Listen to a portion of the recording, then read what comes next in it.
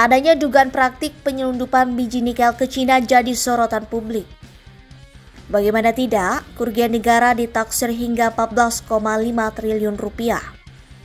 Hal itu diungkapkan ekonom senior Institute for Development of Economics and Finance (INDEF), Faisal Basri.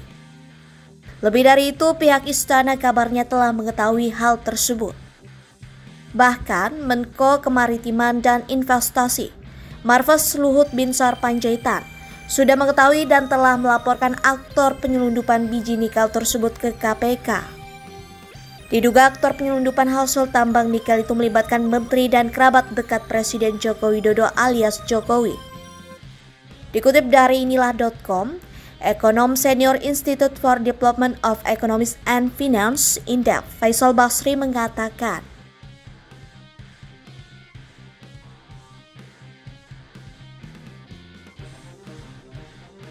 dituturkan Faisal, kejadian ini dilatar belakangi kebijakan hilirisasi ekspor nikel yang digencarkan Jokowi, memaksa negara hanya meraup keuntungan recehan, yang maksimum 10%, sedangkan yang 90% dinikmati Cina.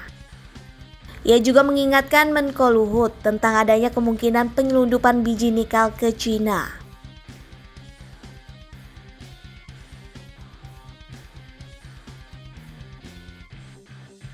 Hilirisasi versus industrialisasi. Faisal menyayangkan keputusan Jokowi mencanangkan program hilirisasi mineral dan batu bara (Minerba) ketimbang memperkuat strategi industrialisasi.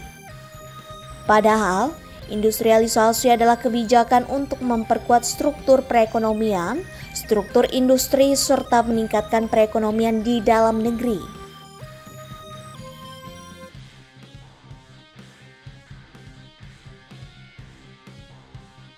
Faisal menyimpulkan, tindakan pemerintah dengan hilirisasi nikel ini tak lebih dari dukungan terhadap industrialisasi yang kini gencar dijalankan Cina.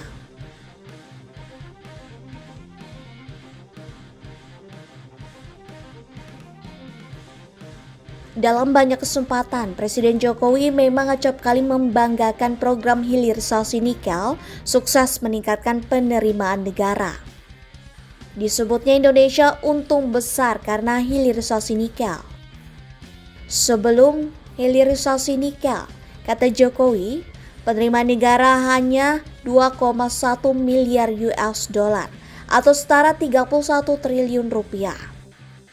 Setelah hilirisasi diimplementasikan, angkanya jadi naik menjadi 33,8 miliar US dollar atau setara 510 triliun rupiah. Lupa negara dapat apa? Itu yang menguntungkan pengusaha. Sebentar. Tadi angkanya 31 triliun. Negara pasti akan mengut pajak, PPN, BPH, royalti, penerimaan negara bukan pajak, dan lain-lain. Di angkanya 31 triliun. Negara pasti akan mengut pajak, PPN, BPH, royalti, penerimaan negara bukan pajak, dan lain-lainnya. Dari angka 31 triliun. Kemudian melompat menjadi 510 triliun, juga dipungut PPN, BPH, royalti, penerimaan negara bukan pajak. Gede mana negara akan dapat?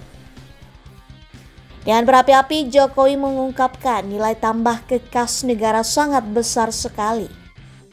Reaksi Bahlil. Sebelumnya, Menteri Investasi atau Kepala Badan Koordinasi Penanaman Modal (BKPM), Bahlil Lahadalia mengaku kaget ada 5 juta ton biji nikel diselundupkan ke Cina. Kekagetan terjadi karena pemerintah telah mengeluarkan aturan larangan ekspor biji nikel sejak Januari 2020. Sampai saat ini, bailout itu masih berlaku.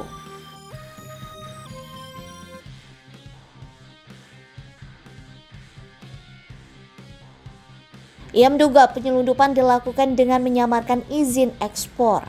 Alhasil, biji nikel bisa diselundupkan secara bebas ke Cina. Dugaan penyelundupan 5 juta ton biji nikel ke Cina diungkap KPK beberapa waktu lalu. KPK menyebut penyelundupan sudah berlangsung sejak 2021 lalu. Ketua Satgas Koordinasi Supervisi Wilayah 5 KPK Dian Patria mengatakan, dugaan itu muncul setelah pihaknya mengecek data dari negeri tirai bambu. Meski tidak menyebutkan secara rinci mengenai asal muasal ore nikel yang diekspor secara ilegal ke Cina tersebut, kan tetapi ada dugaan berasal dari tambang yang berada di Sulawesi atau Maluku Utara.